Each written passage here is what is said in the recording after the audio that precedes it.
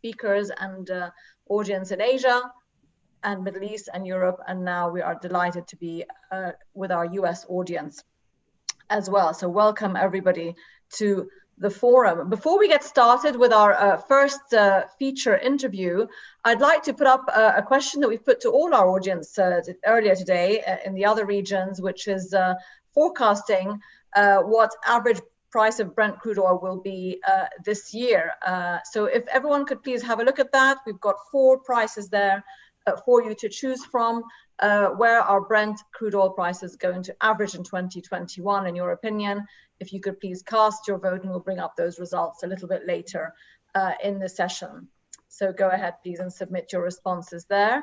But without further ado, it's a pleasure to welcome Manas Krani, one of the most recognized international energy broadcast journalists from Bloomberg TV. So welcome, Manas. Thank you for joining us. And I'm going to hand over to you now to introduce our feature interview. Thanks very much. Diala, thank you very much. Very, very kind introduction. It's great to be a part of this Gulf Intelligence Forum, a cracking lineup throughout the day. So thank you to you and the team for including myself and the Bloomberg team in that. And you saved the best last, not me, but Secretary General of OPEC, Mohamed Barkindo. He joins us now, Secretary General. I think you're going to come into vision in just a moment, so hopefully you'll be there, but we'll work along with that. Diala's still there. Secretary General, great to see you today. The market is lapping up the tightening in the market that the deal delivered. My question is to cast our minds forward, Secretary General. Do you think there's a coalition of confidence now building to bring back supply at the beginning of April? Thank you very much, Manus, and Happy New Year to you and all our colleagues on the other side of the ocean. I'm so glad to join you at this very timely conference of yours, which we attended in person last year in Abu Dhabi, if you remember, and how times have changed from that important conference you hosted in Abu Dhabi and what unfolded before our eyes in the year of the Lord 2020. And I'm so glad that I'm able to participate in today's conference because you are giving us an opportunity to take stock of this very eventful year and begin to project the way going forward. There is no doubt that there are many lessons that we have learned from this year, outgoing year, and we remain hopeful and cautiously optimistic, I may say, going forward. The decision that we took with our non-OPEC partners on the 4th of this month was a demonstration of our confidence that the worst is over for the oil market and that we are positioning ourselves for a strong rebound in 2021. And hence the flexible but adaptable approach that we took with the supply adjustments, especially for the first quarter of 2021. So it's about that rebound and confidence, isn't it, to deliver this phased approach, Secretary General?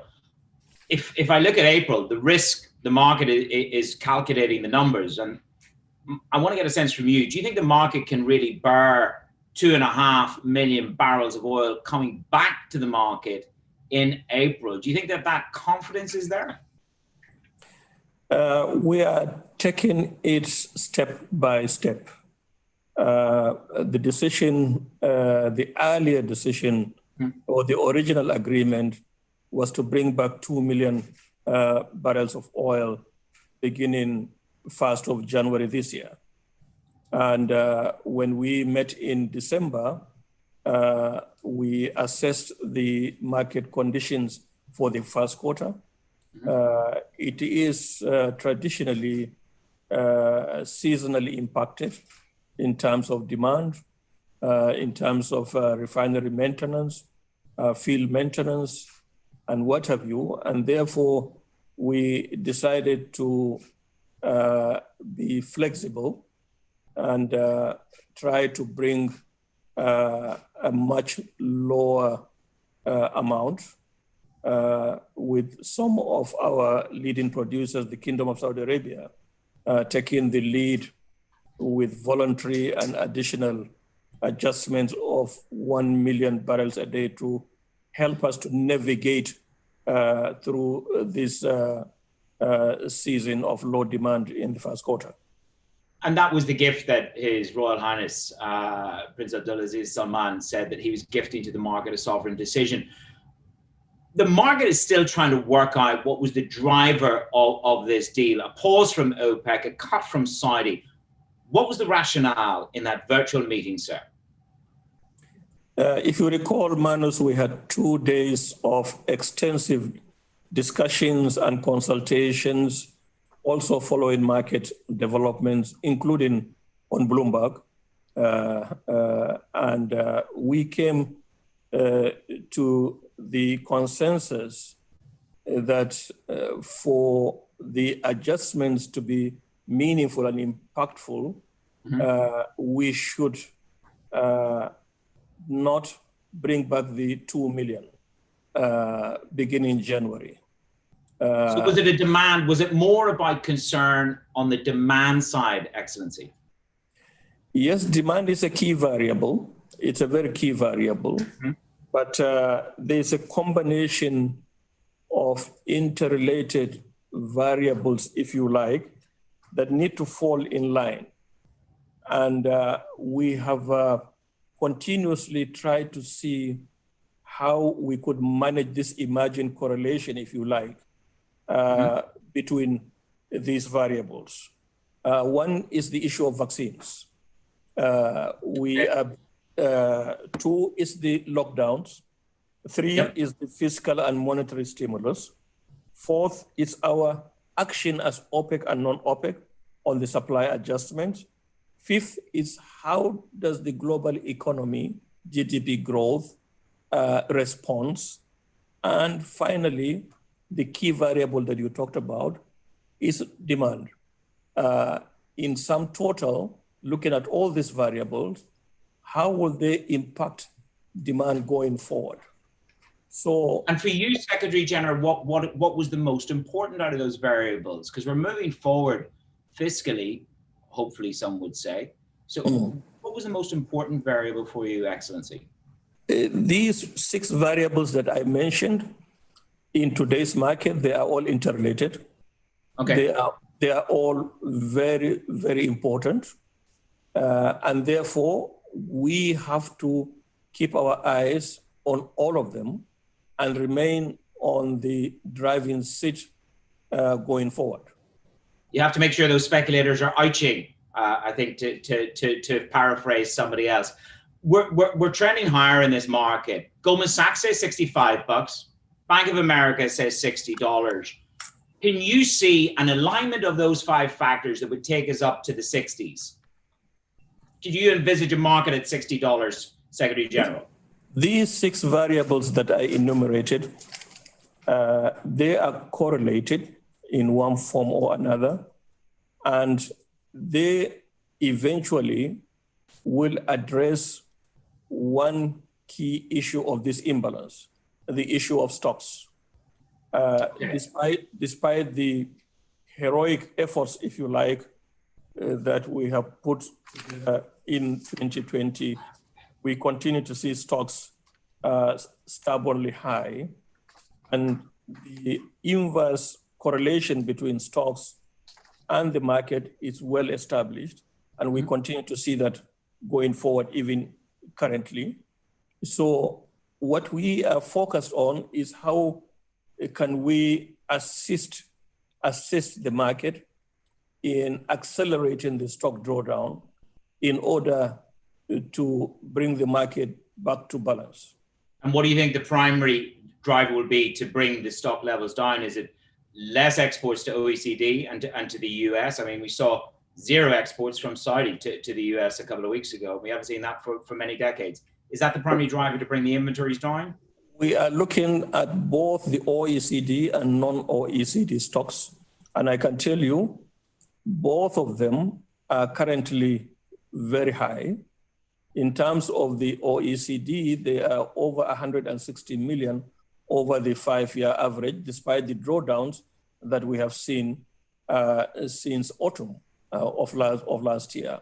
So we are focusing on stocks globally, not only OECD, but also in non-OECD, because the market is continuously breaking these barriers. Hitherto, if you remember, the focus was mainly on OECD because we thought these were the demand centers, these were the market centers. But if you look at the non-OECD figures, yes, they are of concern. Couple of things. The speed of this rally, you still didn't tell me whether we get to $60. Do you think we get to $60? We are not focused on price. Okay. We are focused on returning this market to stability, which had eluded us most of 2020 to the detriment of not only we producers, but also consumers, and by extension, the global economy. Okay, that's a very honest admission to sort of the market got away from you. The speed of the rally that we've seen so far, Secretary General, since the deal, one or two people are saying to me, OPEC must be concerned maybe about the speed and that you've over-tightened the market. What would you say to that? I think there's no cause for alarm. We had decided way back in December, it looks like a long time now, that we would begin to meet on monthly basis. And this is the 1980s all over again, to make sure that we keep our hands firmly on the driving wheel. The fragility, the uncertainties of this market and the world that we live in post-COVID, it requires OPEC and our partners in the non-OPEC to continue to meet every month to ensure that this market does not relapse into the huge imbalances that we saw last year. With that in mind, there are a number of things that could drive the agenda in 2021, Your Excellency. One of them is a new administration in the United States of America. Biden comes to power. We know his ambition is to return to the JCPOA, and that, Secretary General, could mean, greater minds than I have done the math, 1 to 2 million barrels. Is the OPEC group willing to make room potentially for that level of supply in 2021? Manus, you were with us in 2016 when we agreed in accommodating Iran, when Iran came back after the JCPOA, if you recall, here in Vienna. And we collectively decided to exempt the Islamic Republic of Iran at that time until they restore their capacity pre-sanctions.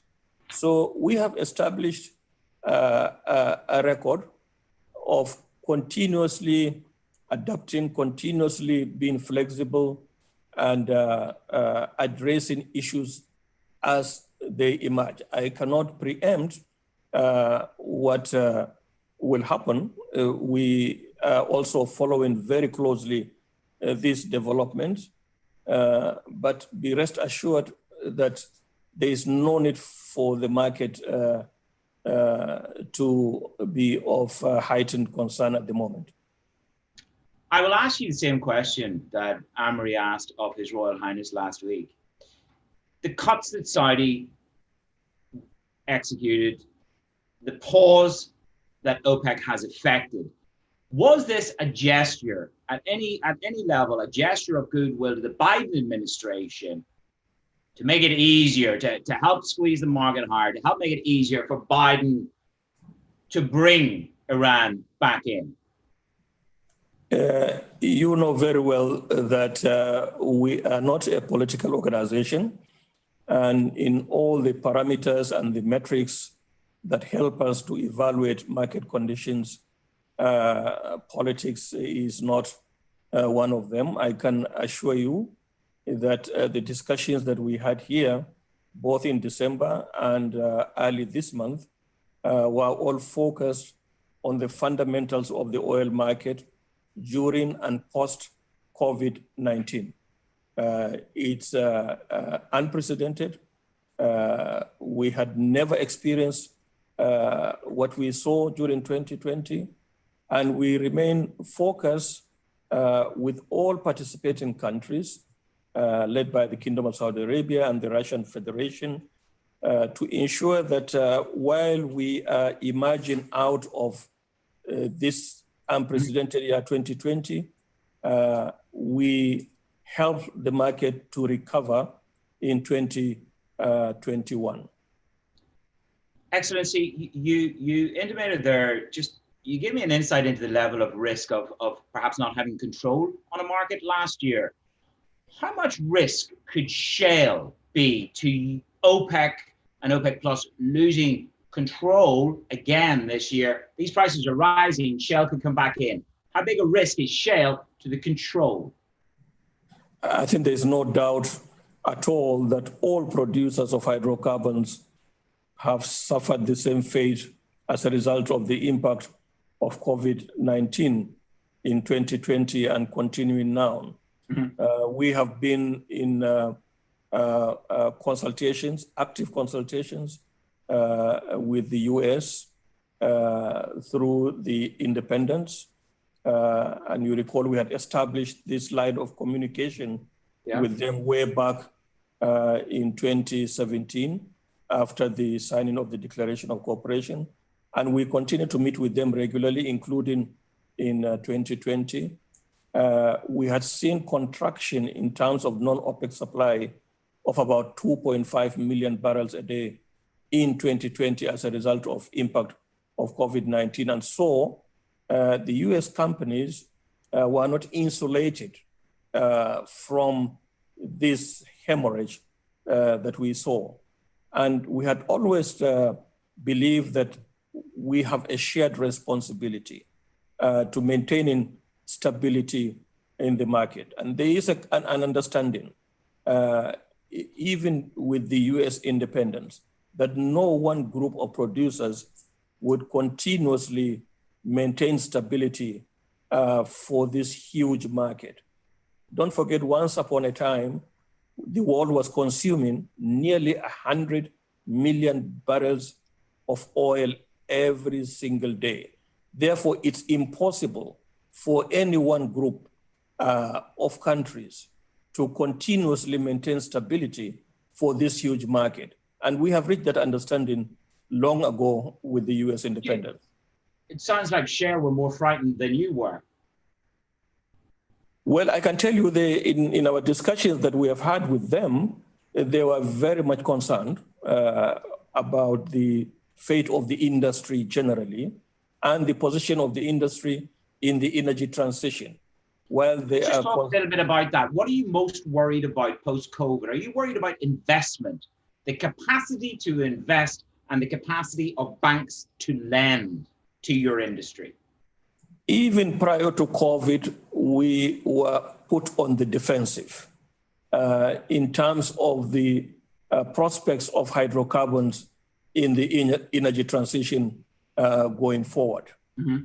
But in our World Oil Outlook 2020, we have explained to the world that oil and gas will continue to dominate the global energy basket. But the huge challenge is what you just mentioned.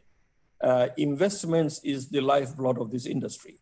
It is a very capital-intensive industry, and we have already been put, as I said, on the defensive by the lending institutions, the credit agencies, mm-hmm. on access to capital to invest in this industry. to meet not only current demand, but also future demand. So let's just circle back as we look at 2021. I will visit you, and Sean will be there. Everybody who's on this call probably looks forward to getting back to chasing you, Secretary General, and every other OPEC minister around the streets of Vienna. So stay safe in the meantime. But I want to get a sense from you of cohesion. We've written a lot about it. We've talked a lot about it. The splits, the wrangles, the arguments. But it's becoming more clear that there is a difference in trajectory between what Russia wants and perhaps what Saudi wants. They perhaps see the market in different ways. Is there a splitting in the OPEC plus relationship? It's traveling in two different directions. When you put together 23 or 22 sovereign countries in one room to agree on a consensus decision, it is not unusual once in a while to find some bickerings, sometimes some differences. But in the last 4 years, we had just celebrated, if you like, virtually the 4th anniversary of this declaration of cooperation, bringing all these countries together in 2016. And we had continued to take these decisions with them, to implement these decisions together, to even monitor the implementation of these decisions.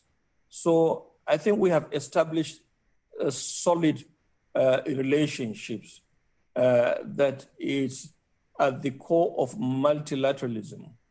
And we remain more confident now that having survived 2020, we will continue in this relationship going forward.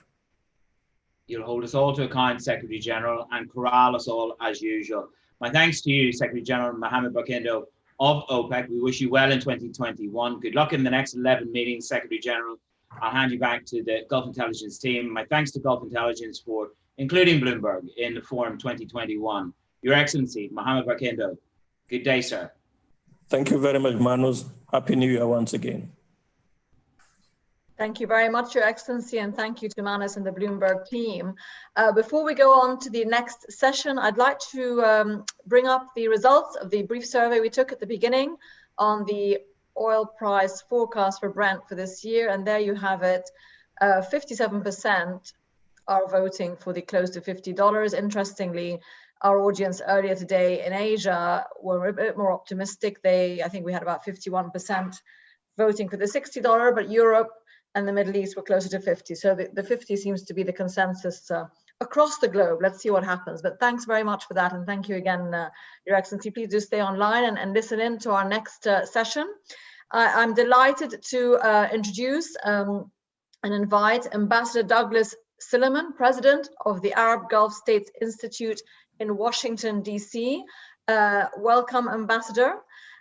Good to have you with us today, and I'm going to hand over to you now to moderate the U.S. National Panel session, which is going to be taking a look at the outlook for foreign policy, U.S. foreign policy in year one of the Biden administration. So over to you. Thank you very much, Ambassador. Thank you very much. Good morning, good afternoon, or good evening as appropriate to everybody in our global audience. I am Doug Silliman, President of the Arab Gulf States Institute in Washington. And we are very pleased to bring you this segment on the foreign policy priorities and challenges of the new American President, Joe Biden. I want to thank the Global UAE Energy Forum 2021 and Gulf Intelligence for bringing AGSIW into this program. One thing I can say with certainty is that 1 week from today, Joseph R. Biden, former American Vice President and Senator, will become President of the United States. Many expect President Biden to chart a significantly different course in his foreign policy than has President Trump. And we have today two excellent guests to help us focus on the challenges for the new president in the Middle East and the Gulf, and help us understand what a Biden foreign policy in the region might look like. Tim Lenderking is the Deputy Assistant Secretary of State for Arabian Peninsula Affairs at the U.S. Department of State. He is a career American diplomat with nearly 3 decades of experience, including service in Saudi Arabia, Kuwait, Iraq, Morocco, Bangladesh, and Syria. Tim, welcome and thank you for being with us today. Mina Al-Arabi is the editor-in-chief of The National. She previously served as assistant editor for Sharq al-Awsat and headed its Washington, D.C. bureau. She was named by Foreign Policy magazine one of the top 100 Twitterati on foreign policy. Mina, welcome. It's a pleasure to have you with us today. Let me start off with a few general comments on the incoming Biden administration, its priorities, and its challenges. Given the extent of the coronavirus pandemic in the United States, the need to distribute vaccines to 330 million Americans, the urgency to jumpstart the American economy both during and after COVID, and the necessity of dealing with the very deep political divides that we have all seen in American society with the violent attack on the US Capitol last week, and likely today, the second impeachment by the House of Representatives of President Trump. President Biden will first and foremost concentrate his attention and resources on American domestic issues. Let me repeat that. President Biden will first and foremost concentrate his attention and resources on American domestic issues. When he does look to foreign policy, Biden will seek to return to a more traditional and consultative path. His priorities will be to restore relationships with America's long-term allies in Europe and Asia, and to begin to deal with the implications of a rising China. The Middle East and the Gulf will be pretty far down on his list of priorities. And with that statement, I will present to you this session's survey question on which we'll let you vote. Will Joe Biden's presidency be a positive development for peace and stability in the Gulf and the Middle East?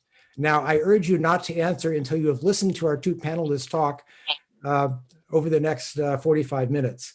And Mina, I'd like to start this discussion with you. Let me direct you to the first question. The one exception to what I just said about Joe Biden's foreign policy in the Middle East is likely to be Iran, where Biden will seek to re-engage and return to the JCPOA to limit Iran's nuclear program. How do you see this moving forward in Washington from your experience and in the region as well? Thank you, Ambassador Suleiman. It's great to be with you. And indeed, all eyes in the region on the new Biden administration and decisions we'll make. Candidate Biden, President-elect Biden, has said that he wants to go back to the JCPOA. The question is there a way back? Or is the need for a new deal? One of the issues that people in the region have been talking about is the fact that the JCPOA has sunset clauses, some that actually come into action in 2026. That's only 5 years away now. And others are further down into 2031. But regarding uranium enrichment, we're looking at the fact that already the Iranians have started to go back to their high-level enrichment. So the question is, can there be a JCPOA 2.0? And that's the hope. The hope is that there isn't a reversal, but rather a moving forward. There are questions about what negotiating position the president and the administration will be in if they've already publicly said that a key policy priority is to go back to the deal quite soon from coming into office. So then the question becomes, will officials in Tehran say, well, okay, let's secure that, let's get some sanctions relief, and then we can go back and forth negotiating on other issues in the region, or ballistic missile programs, or the support for proxies in countries like Iraq, Syria, Yemen, etc. And so the question really is about what negotiating position will the Iranians be in and will the Americans be in? Unquestionable the fact that the Iran issue is top priority for the administration, but also really for the rest of the region. Ideally, you would have the possibility of talks that include the Iranians, the Americans, and regional countries, not only Gulf countries, but the countries like Iraq that are immediately impacted by what happens in the relationship between the US and Iran. Mia, thank you very much. Tim, let me move to another topic. One of the most significant developments in the Gulf recently was the GCC Summit at Al Ula, Saudi Arabia, where Saudi Arabia, UAE, Bahrain, ended its boycott of Qatar, which started in 2017, although many of the underlying irritants in those relationships remain. Tim, can you explain the prospects for greater reconciliation within the GCC, and how do you see the staying power of this new reconciliation at the end of this boycott? Good morning, Ambassador. Yes, thank you, and hello to everybody. Thanks for the opportunity to join you this morning. We were very pleased with the announcement that came out of the GCC Summit on January 5th. Obviously, a lot of hard work had gone into this effort, particularly by the regional parties themselves, and I have to commend especially Saudi Arabia and Qatar for taking what looks like the leadership position. Although all of the other countries, part of the quartet, were present at the summit, it was very important, I think, that Saudi Arabia and Qatar have made special efforts to turn a corner here. And perhaps in that sense, they're farther along in the rapprochement that we hope will, spread to everybody else as well. I think everybody saw the, very important images of the embrace between Sheikh Tamim, His Highness the Emir, and the Crown Prince of Saudi Arabia as Tamim arrived in Al Ula. And they spent considerable time together just on their own. And so Tamim is still a relatively new leader on the scene, as is MBS, as we call him. It's very important for these two to develop a bond. And what we've seen over the course of the last 3 years is really tough grind between Qatar and the other quartet countries. So I think the personal relationship that was built, the thawing in the relationship between these two key leaders, who by all accounts we expect to see around for a long time. So this is a very important relationship. You're right, Ambassador, to say that there's a lot of damage was done, and there's a lot more work to be done. I think for us and the new administration in particular, we need to keep our eye on this. Even though substantial progress was made, there may be some important role that the U.S. can play to really coax this along. Kuwait's mediation has been fantastic and essential, but what we want to see going forward is a very specific set of engagements, benchmarks, metrics, goals, so that people stay on track. We've seen that the media environment has been very negative. It's been very personal. It's been very aggressive and hurtful between the different countries. So that has to calm down. But for there to be a better atmosphere, it's going to be essential for the countries to agree through the working groups that they are establishing to set goals and to march forward smartly. So we're in a much better shape than we were since this whole thing started. It was unfortunate that the rift began in the first place. And as I say, there was damage to U.S. interests, to important Gulf relationships, but we do have an opportunity now to turn the corner. Mina, maybe I can ask you to follow up on that a bit. What is the atmosphere in the Gulf now post the Al Ula summit? How do Qataris, Emiratis, Saudis, Bahrainis feel about the change in the situation? And is this going to help or hurt pushing this agreement forward into the future? One of the difficulties of COVID-19 is that we don't get to travel around and speak to people face to face as we ordinarily do. So it's really hard to get your finger on the pulse, so to speak, as we ordinarily do as journalists. Having said that, there's generally a sense of relief, let's say. Again, COVID-19 has taken a toll on everybody. So any move that allows for an easing of tensions, of possible joint projects together, especially in the current economic climate, are welcome. And it's been very interesting to see people like Dr. Anwar Gargash, the Minister of State of Foreign Affairs, here saying that they want to revitalize the GCC. And again, the Arab world is going through a lot of changes, challenges and difficulties. So to have the GCC revitalized, re-strengthened, having an Arab bloc that can come together on certain issues is welcome across the board. Amina, let me give you the next question as well. One development, at least in Washington, that is generally recognized as a Trump foreign policy accomplishment is the normalization of relations between Israel and 4 Arab countries, the United Arab Emirates, Bahrain, Sudan, and Morocco. What do you see as the significance of these Abraham Accords? What is the scope for deepening these agreements through economic, security cooperation, or investment? And do you see more normalizations in the future? You know, the Abraham Accords were an important development for the region, but also globally. And one of the things you hear quite often here in the UAE is this idea of making the impossible possible, to see what are possible areas of collaboration, but also moving on from what seem to be impossible situations or crises moving forward.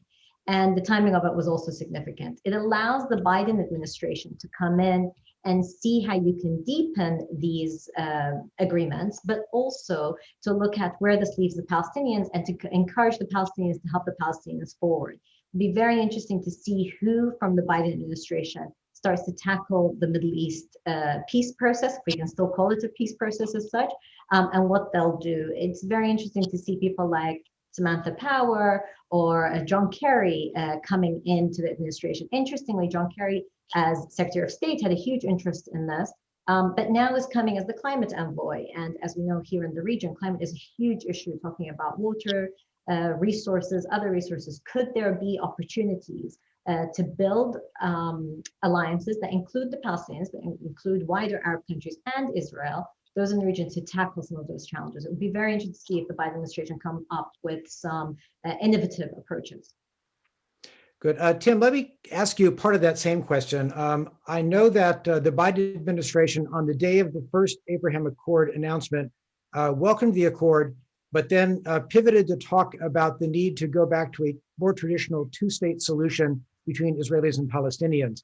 How do you see the Abraham Accords going forward, and how do you see the Biden administration approaching the accords? Well, this is partly conjecture based on what we all read about the team and the people that they're selecting, as Mina said, which are good indicators, I think, of the direction.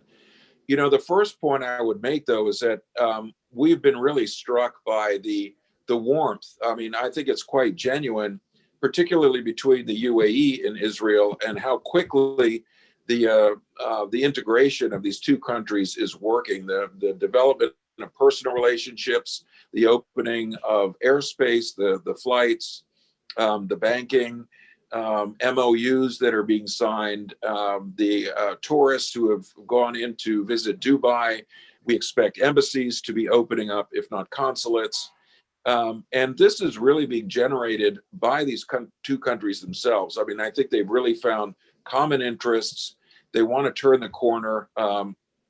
They're both very entrepreneurial countries and societies, and they're both looking to, you know, play more of a role in the region. So I think they've found common ground. The obvious other point being the common threat that Iran poses to both of them. And then you've got Bahrain, which is also coming along, and similar MOUs being signed, maybe not as fast as the UAE, which has been working on this sort of normalization for a longer period of time. And then, you know, the other countries, Sudan and Morocco, coming into the mix. And, you know, I think that the Biden team has welcomed this normalization. It's definitely a positive for the region. It builds more trust among countries that were not used to dealing with each other. I do think, though, and some of the countries that have normalized have also made this point, we got to bring the Palestinians back to the table.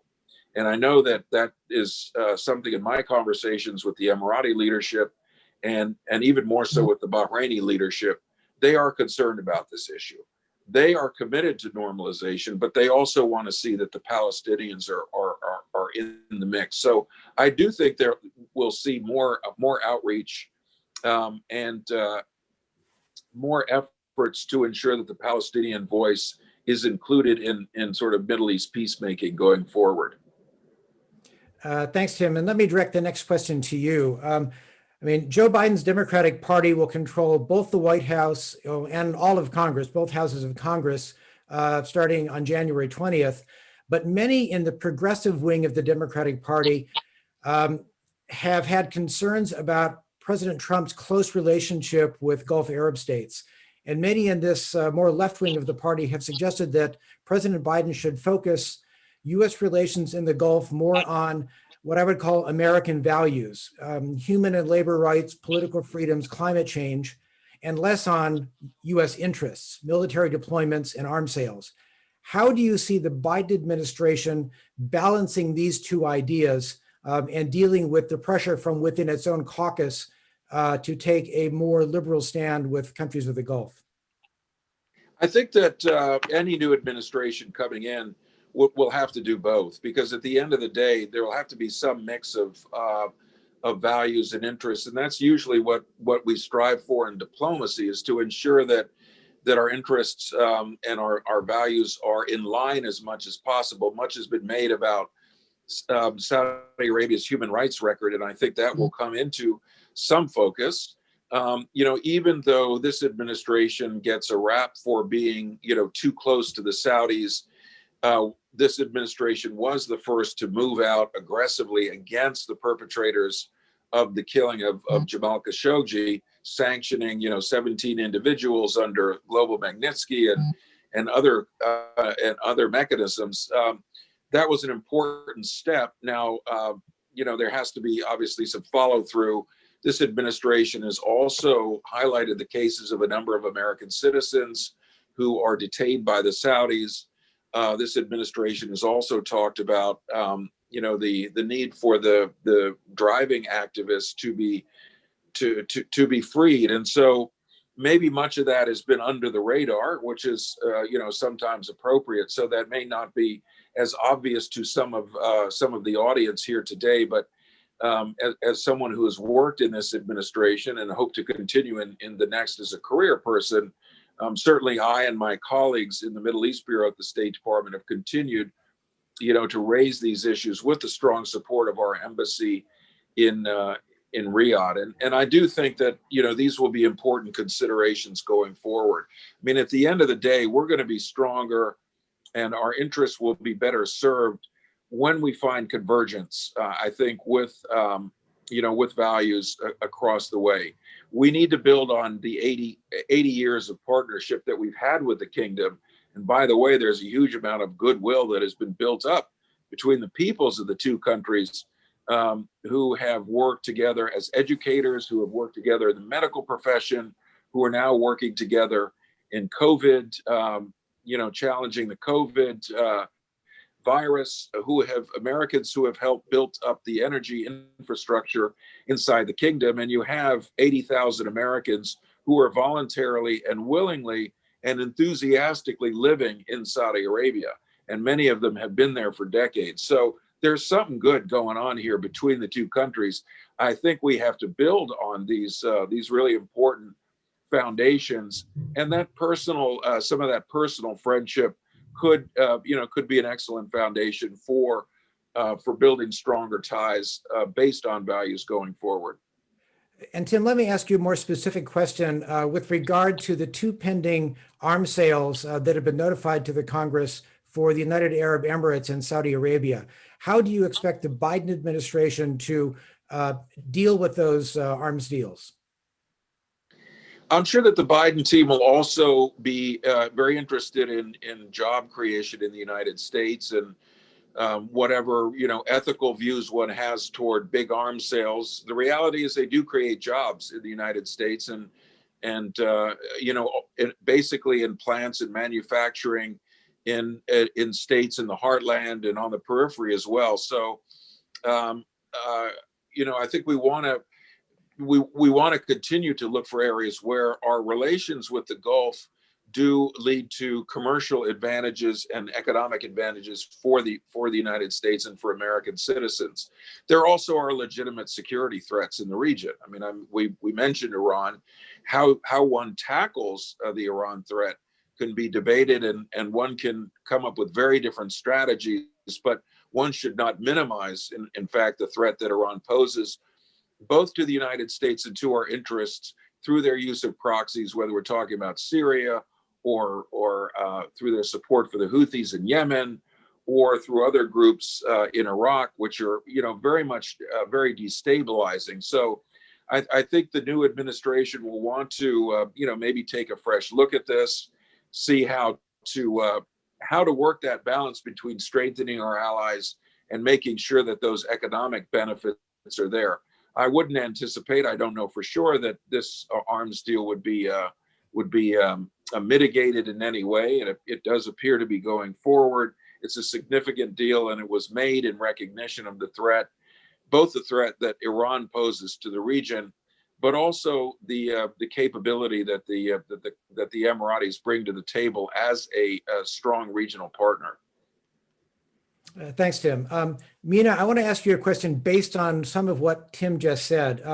It's clear that President Trump has focused much of his Middle East policy on Iran and threats from Iran. And Iran policy became, over the past 2 years, the real focal point of Trump's policy toward Iraq as well.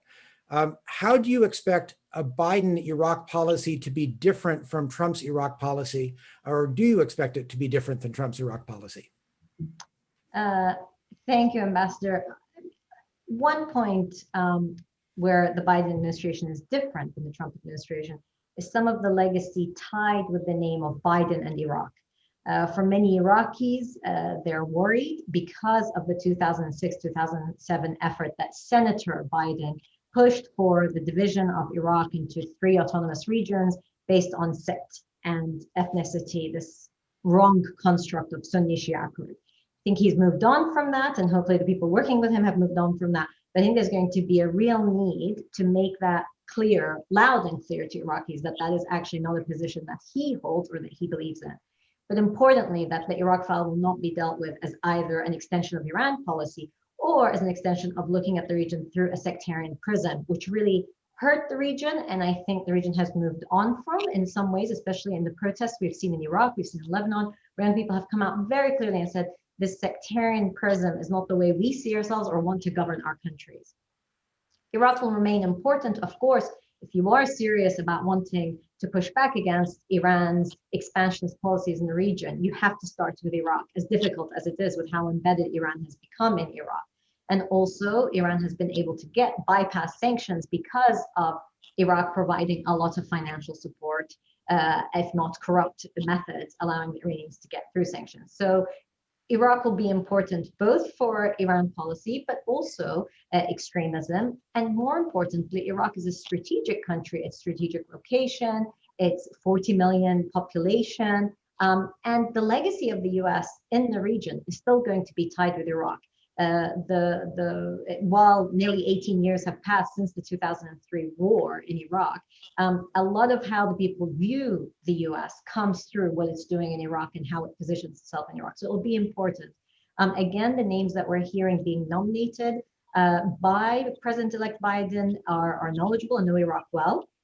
Lloyd Austin was a commander in the 2003 war, and somebody who played a role in 2003, but also in the pushback against ISIS. And he, of course, has gone on the record several times to talk about Iran's actions in Iraq and how problematic they are.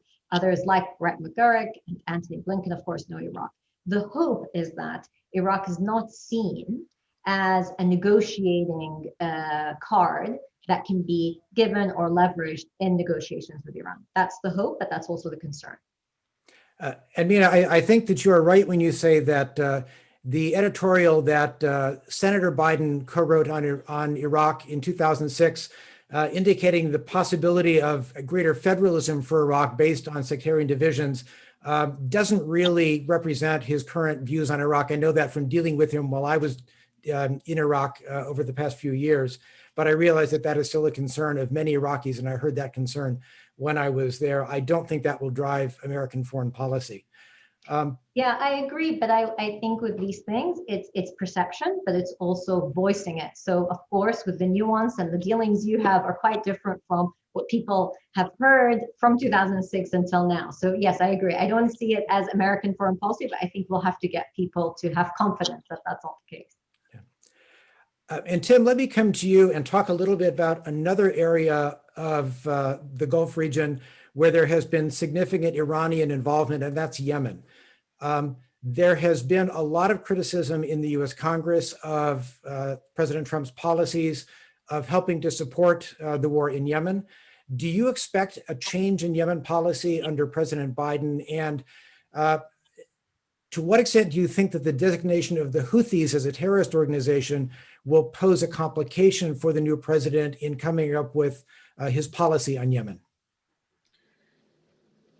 Well, I don't expect a major change in policy because I think actually the current administration has the right, basically the right approach in the sense of, recognizing the threat of that the Houthis pose, viewing their support from Iran as problematic, and that's enabled the Houthis to build up, technical capacity that they would not have been able to otherwise do, which is a menace to our partners in the region, as a threat to international shipping in the Bab el-Mandeb. And we've seen that the Houthi capabilities grow and increase quite strongly. We remain, on the humanitarian side, the largest international donor, $630 million last year. And I think that's, hugely important for Yemen's situation, because basically over the last couple of years, despite our efforts, despite those of the UN Special Envoy and many, like-minded countries in Europe and elsewhere, we've just seen the situation deteriorate basically on all the metrics, whether it's the amount of territory that the Houthis control, whether it's the number of attacks that they launch across the border in Saudi Arabia, whether it's the use of kidnapping as a political tool inside Yemen, and whether it's all of the metrics that go under the humanitarian file in terms of food security, cholera, provision of medicine, and really ability of NGOs and humanitarian workers to move around the country and do their jobs without fear of harassment, mainly by the Houthi authorities. We've also just seen a very terrible attack on the Yemeni government as they return to Aden after an absence of quite a long time. We've been urging the government to get back into the country, and they do, and they're greeted by UAVs and missile attacks that came very close to hitting the airplane itself that would have taken out many government ministers. So let us not be, whatever administration we are, let us not close our eyes to the threat that the Houthis pose, and that is to our interests, and that is something that very much drove the Secretary's decision on Monday to announce his intent to designate the Houthis as a terrorist organization. Now, that does pose certain challenges for the new administration. While the Houthis, are independent actors to some extent, they're also tied in with Iran's policy interests in the region. So I would expect the Biden team to look at the Houthis also through the lens of the Iran piece as well. But, I think also the Secretary looked at this situation that I've just described and said, ain't nothing working. We better try something else. And I won't pretend to say that this is a popular decision. As noted, some members of Congress on both aisles, both sides of the aisles have come out against it. Humanitarian workers are very fearful for what will happen to their ability to manage humanitarian affairs. We know that the UN system basically across the board is very concerned about this decision. And what we're doing this week is to work with our colleagues in the interagency to make sure that licenses and the appropriate waivers are there, and instructions and guidelines are clear from U.S. government institutions, so that shippers, humanitarian workers, those who need to meet with the Houthis to promote peace can all do that activity and not fear sanction by the United States. But it really remains to be seen what the impact of this is going to be.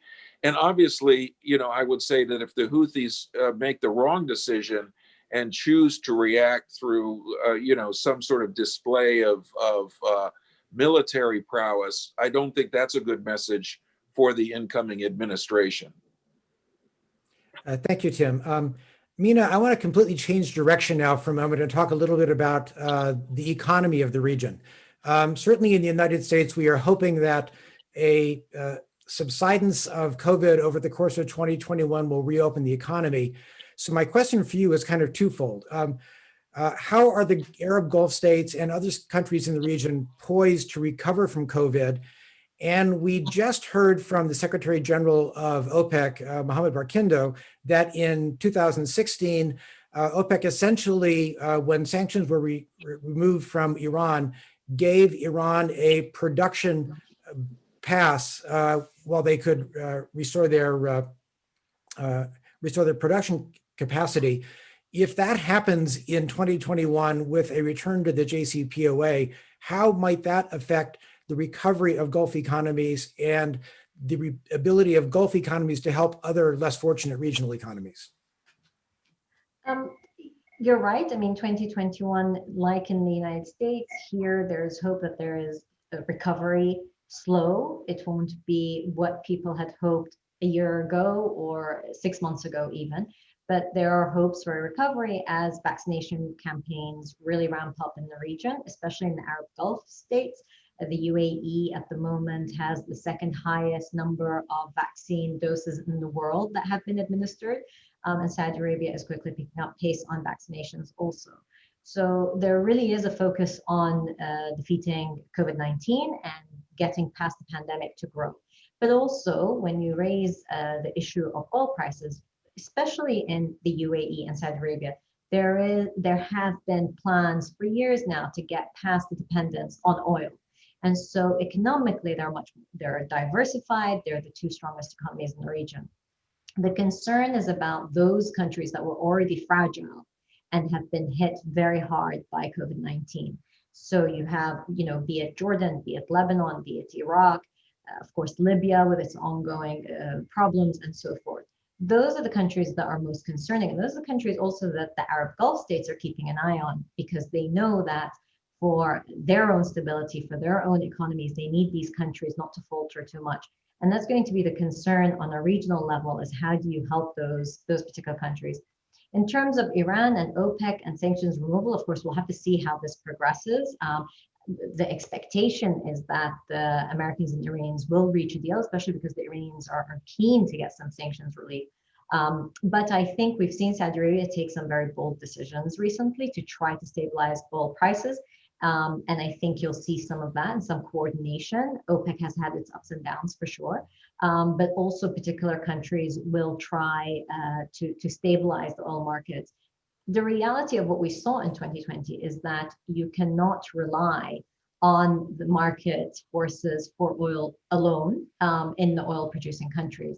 And so the interesting thing will be to see what sorts of mega projects will be announced. What will the focus be on collaborations within the region? Countries like Oman, Kuwait will need not only support, but also joint projects. And again, when we refer back to the GCC having a larger role to play, I think it will play an instrumental role in that recovery. Now, Tim, let me ask you to follow up on that just a bit. How do you think the Biden administration will look at the Gulf in terms of economics, will work with the Gulf in terms of helping other less fortunate countries and deal with the oil markets that may be affected by some of the decisions they are likely to make on the JCPOA? Even though we're much less oil dependent than we were, 10, 20, 30 years ago, I think we still will look toward the Gulf countries as important economic allies. And, we do an awful lot of requesting of the Gulf countries to help us financially in various, regional fora where there's instability. We ask them to help, pitch in money for stabilization in Syria. We ask them for assistance with, problems in Libya and Somalia and in Sudan to stabilize situations there. And typically they've been quite generous. I think more and more they're taking a hard look at their own finances. This is an incredibly stressful time for them between COVID and the low price of oil. They all have their own ambitious, Vision 2030, 40, 50 plans. The UAE is putting a lot of money into a major platform for Expo in Dubai, which is a year delayed by COVID, but is expected to open this coming October. We'll have a pavilion there, and that's all fantastic. But they have maybe less to work with. We talked about the Yemen conflict. Excuse me one second. We talked about the Yemen conflict. It's another area where if we ever get to a point where we can get the combatants to put their weapons down, there's going to be a huge amount of rebuilding that is necessary there. So I think the economic relations are going to be very important. We're going to be looking to these countries, and I would put Qatar in the mix as well, as a wealthy Gulf country. They have their own economic challenges. You look at Bahrain and Oman, and I really hope that in the new administration we'll be able to do more to support, take advantage of our free trade agreement with Oman to build greater economic ties. They need it. There's a new sultan, et cetera. We want him to succeed. So, related to that is we want to be partners, and we'd rather that, the Gulf countries partnered less with the Chinese and the Russians to the extent that they do. All right. We are running down to the end of our time. So let me give each of you a couple of minutes to sum up and make what you think is the most important points now that the Biden administration should know, or what they might do with regard to the Gulf. And Mina, I'll start with you. Well, I mean, the most important point is to say that the region is still relevant, while, of course, as you rightly said, Ambassador, at the beginning of this conversation, there will be a lot of domestic and international issues at play that will take the attention of the administration. But this region is not only important, but it needs American leadership. And that leadership vacuum will be filled by others, as referenced by Mr. Lander King. And also that the people of the region want to see an approach that's slightly different, both putting aside sectarian divisions, but also looking at the possibilities. And while we spoke about a lot of the challenges, there are also ample opportunities here. Expo 2020 being delayed, yes, until 2021, but Expo is one, but also some of the projects looking at renewables and genuinely tackling the climate issue, which is so pressing for the entire region and the entire world. And I think to encourage the region to play that role will be important. And I guess finally, the Iran dynamic is very important, but there are concerns if we say we just deal with the nuclear file and then turn to the other issues, that might be the wrong sequencing. And we've seen that happen before, and the consequences were not good for too many Arab countries. Thank you. Tim, your final thoughts? Yeah, thank you. And I agree with the very wise Mina on the points that she made. I do think, number one is the relevance of all of these countries to us. So while there will be many who will say that let's do less with Saudi Arabia, I mean, beyond the economic points that I made, there still are counterterrorism issues and security issues. There still is Al-Qaeda in the peninsula. There is the Houthi threat, which I've talked about. And there are still other groups, tied to ISIL that we really need to keep our eye on. There's more, much more work to be done. Second, I mentioned a couple of the dynamic leaders out there, and our expectation that folks like Sultan Haytham and Amir Tamim, MBS, these are people that we anticipate. We don't control this situation, but we anticipate that they will be on their thrones respectively for a long time. It's going to behoove us to, develop good personal relationships with each of them, as we have, but to continue those with the new team, spend the time with them to make sure that we're, on script together, that we're approaching the region in as much convergence as we can. And I think that will be very important. And also, finally, that we cannot address the regional problems without partners. So whether it is Saudi Arabia and UAE helping us with Libya, or Saudi Arabia and somebody else helping us with Yemen, we are going to need the Europeans also. They do have a role to play, and we will look forward to partnering with them on Middle East challenges going forward. Well, thank you both. The eyes of the world this week are going to be on my current hometown, Washington, D.C., and what's going to happen. But they also need to focus on what's going to happen more than a week from now, as President Biden actually begins to sit in the chair and start his policies. I hope that we've been able to answer some of your questions. If you found this discussion interesting, I encourage you to go to the website of the Arab Gulf States Institute in Washington, www.agsiw.org, where you'll have access to all of our live programs and our written material. But again, thank you to Mina Al-Arabi and Tim Lenderking, our speakers. A special thanks to Gulf Intelligence and the Global UAE Energy Forum for giving us the ability to bring you this very timely and interesting information. So for me, until next time, thanks very much. Thank you very much, Ambassador Suleiman, for that excellently moderated debate. A lot of food for thought and hopefully positive solutions being proposed there. And we just saw the result come up of one of the survey questions that you had talked about, and it looks like it's optimistic. 82% of our audience today seem to think that the Biden administration will be a positive change for the foreign policy and towards the Middle East. So that's good to know. Thank you very much for your time. And thank you to everybody today for tuning in on Zoom and all the social media platforms. Thank you for joining us for this US plenary session. And we are now moving on to the last session of the day, which is going to be the US roundtables, which start at 7:30 p.m. Dubai time. That is, I believe, 15:30 GMT. And we're going to have 3 sessions there on the outlook for Mexico, Latin America energy sector, for US energy independence, and also a session on the new energy transition and how the Biden administration can position the US as a climate leader in the first 100 days. And of course, Biden has already made that commitment in his campaign and earlier.